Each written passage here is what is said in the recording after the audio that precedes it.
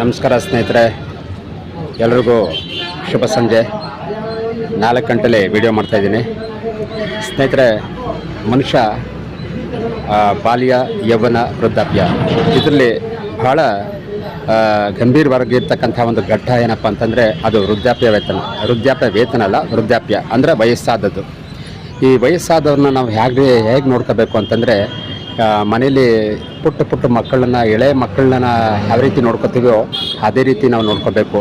ಏಕೆಂದರೆ ನಾವು ಬೆಳಗ್ಗೆಯಿಂದ ಸಂಜೆ ತನಕ ಪ್ರಾಯದವರು ಯುವಕರು ಒಂದು ಗಟ್ಟುಮುಟ್ಟಿಯಾಗಿ ಒಂದು ಬೆಳಗ್ಗೆಯಿಂದ ಸಂಜೆ ತನಕ ಕೆಲಸ ಮಾಡ್ತೀವಿ. ಹಾಗೆ ವಯಸ್ಸಾದವ್ರು ಪಾಪ ಅವ್ರು ಏನು ಮಾಡೋಕ್ಕಾಗತ್ತೆ? ಅವ್ರ ಕೈಲಿ ಇರೋ ತನಕ ಚೆನ್ನಾಗಿ ದುಡಿದ್ರು, ಮಕ್ಕಳನ್ನೆಲ್ಲ ಸಾಕಿದ್ರು, ಎಲ್ಲನೂ ಮಾಡಿದ್ರು, ಆಸ್ತಿ ಮಾಡಿದ್ರು, ಗದ್ದೆ ಮಾಡಿದ್ರು, ಮಕ್ಕಳು ಮದುವೆ ಮಾಡಿದ್ರು, ಎಲ್ಲನೂ ಮಾಡಿದ್ರು.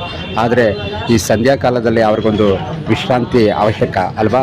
ಹಾಗಾಗಿ ಅವರು ಈ ಸಂದರ್ಭದಲ್ಲಿ ಅವ್ರಿಗೆ ಸಿಕ್ಕಾಪಟ್ಟೆ ಹೊಟ್ಟೆ ಹಸಿತದೆ. ಹಾಗಾಗಿ ಮನೇಲಿರ್ತಕ್ಕಂಥ ಪಾಲಕರು ಅವ್ರನ್ನ ಸರಿಯಾದ ರೀತಿಯಲ್ಲಿ ನೋಡಿಕೊಂಡು, ಯಾವುದೇ ರೀತಿ ಅವ್ರನ್ನ ಗಿದರ್ಕಂಡೆ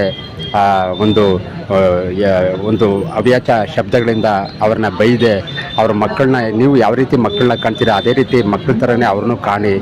ಆವಾಗವಾಗ ಕಾಫಿ ಕೊಡಿ, ಟೀ ಕೊಡಿ, ಊಟ ಕೊಡಿ, ತಿಂಡಿ ಕೊಡಿ, ಪ್ರತಿಯೊಂದು ನೀವೇನು ತಿಂತೀರೋ ಅದನ್ನೆಲ್ಲ ಕೊಡಿ. ಯಾಕಂದರೆ ಅವ್ರಿಗೆ ಹಸುವು ಅಂತಕ್ಕಂಥದ್ದು ಭಾಳ ಬೇಗ ಬರುತ್ತೆ. ಅದಕ್ಕಾಗಿ ಪಾಪ ಇಲ್ಲಿ ಒಬ್ಬರು ವಯೋವೃದ್ಧರು ಕುಂತಿದ್ರು. ಹಾಗಾಗಿ ಮನೇಲಿ ಊಟ ಮಾಡಿದರೂ ಕೂಡ ಆವಾಗವಾಗ ಅವರು ಒಂದು ಸ್ವಲ್ಪ ತಿಂತಿರ್ಬೇಕಂತೆ. ಹಾಗಾಗಿ ಕೊಟ್ಟಿರ್ತಕ್ಕಂಥ ಒಂದು ಮಿಕ್ಸರನ್ನು, ಒಂದು ಖಾರ ಬುಂದಿನ ತಿಂತಾಯಿದ್ದಾರೆ. ನಿಜವಾಗ್ಲೂ ಭಾಳ ಬೇಸರ ಆಗುತ್ತೆ. ಹಾಗಾಗಿ ಈಗ ಎಷ್ಟೋ ಮನೆಯಲ್ಲಿ ವಯಸ್ಸಾದವ್ರನ್ನ ಈಗ ತಾನೇ ನಾಷ್ಟ ಮಾಡಿದೆಯಲ್ಲ, ಈಗ ತಾನೇ ಊಟ ಮಾಡಿದೆಯಲ್ಲ, ಈಗ ತಾನೇ ಕಾಫಿ ಕುಡಿದಿದೆಯಲ್ಲ ಅಂತ ಗಿದರ್ಕೊಳ್ಳೋರೇ ಜಾಸ್ತಿ. ಹಾಗಾಗಿ ಇಂತಹ ವಯಸ್ಸಾದವ್ರನ್ನ ಕಂಡಿದ್ರೆ ಮನೇಲಿ ಪಾಲಕರು ದಯವಿಟ್ಟು ಯಾರು ಬೇಸರ ಮಾಡಿಕೊಂಡೆ ಅವರಿಗೆ ಆವಾಗವಾಗ ಕಾಫಿ, ಟೀ, ಊಟ, ತಿಂಡಿ ಎಲ್ಲನೂ ಕುಡಿ ಅಂತ ಕೇಳ್ತಾ ನಾನು ತಮ್ಮಲ್ಲಿ ವಿನಮ್ರವಾಗಿ ಕೈ ಮುಗಿದು ಕೇಳ್ಕೊತಾ ಇದ್ದೀನಿ. ಯಾಕೆಂದರೆ ನಮ್ಮ ಮನೇಲೂ ಕೂಡ ನಮ್ಮ ತಂದೆ ವಯಸ್ಸಾಗಿದೆ. ಹಾಗಾಗಿ ಅವ್ರಿಗೂ ಭಾಳ ತಿನ್ನಬೇಕು ಅಂತ ಆಸೆ ಇರುತ್ತೆ. ಅವರೆಲ್ಲ ತಿಂದು ಉಂಡು ಬೆಳೆದಿರ್ತಕ್ಕಂತಹ ಘಟ.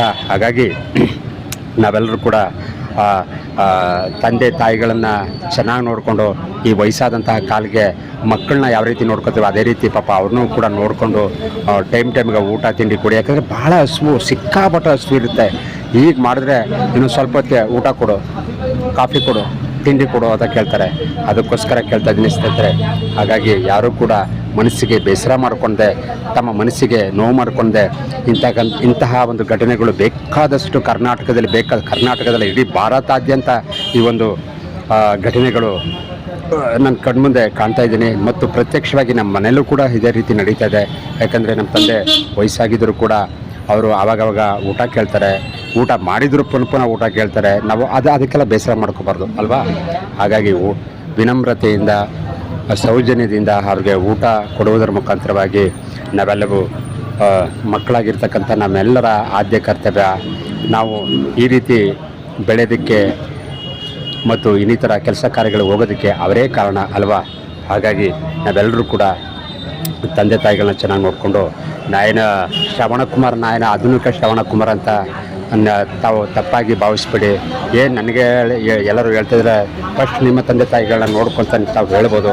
ಅದಕ್ಕೋಸ್ಕರ ಎಲ್ಲರೂ ಕೂಡ ನಾವೆಲ್ಲ ತಂದೆ ಜನ್ಮ ಕೊಟ್ಟಿದ್ದಕ್ಕೆ ಭೂಮಿಗೆ ಬಂದಿದ್ದೇವೆ, ತಾಯಿ ಎತ್ತಿದ್ದಕ್ಕೆ ಈ ಭೂಮಿಗೆ ಬಂದಿದ್ದೇವೆ ಅಂತ ತಿಳ್ಕೊಂಡು ನಾವೆಲ್ಲರೂ ಕೂಡ ಆ ತಾಯಿಯ ಋಣವನ್ನು, ತಂದೆಯ ಋಣವನ್ನು ತೀರಿಸುವಂತಹ ಸುಸಂದರ್ಭ ಈಗ ಬಂದಿದೆ. ಹಾಗಾಗಿ ನೋಡಿ, ನನ್ನ ಮಾತಿನಲ್ಲಿ ಏನಾದರೂ ತೊದಲಿದ್ರೆ ದಯವಿಟ್ಟು ಕ್ಷಮೆ ಇರಲಿ. ನನ್ನ ಮನಸ್ಸಲ್ಲಿ ಏನಿಲ್ಲ, ಫಿಲ್ಟರ್ ಇಲ್ಲ, ಏನಿದೆ ಅದನ್ನು ಮಾತ್ರ ನಾನು ಎಡಿಟಿಂಗ್ ಏನು ನೋ ಎಡಿಟಿಂಗ್, ಅದಕ್ಕೋಸ್ಕರ ಡೈರೆಕ್ಟಾಗಿ ಮಾತಾಡ್ತಾ ಇದ್ದೀನಿ. ಅದಕ್ಕಾಗಿ ಕ್ಷಮೆ ಇರಲಿ ಅಂತ ಕೇಳ್ತಾ, ಇಂತಹ ತಂದೆ ತಾಯಿಗಳನ್ನು ನಾವೆಲ್ಲರೂ ಕೂಡ ಮನ ನೋಯಿಸ್ತಾ ಇದ್ದ ರೀತಿ ಅವ್ರನ್ನ ಚೆನ್ನಾಗಿ ನೋಡ್ಕೊಳ್ಳೋ ಅಂತ ಹೇಳ್ತಾ ಈ ಸಂಜೆಯ ಒಂದು ಮಾತನ್ನು ಮುಗಿಸ್ತಾ ಇದ್ದೀನಿ. ಎಲ್ಲರಿಗೂ ನಮಸ್ಕಾರ ಸ್ನೇಹಿತರೆ, ಧನ್ಯವಾದಗಳು.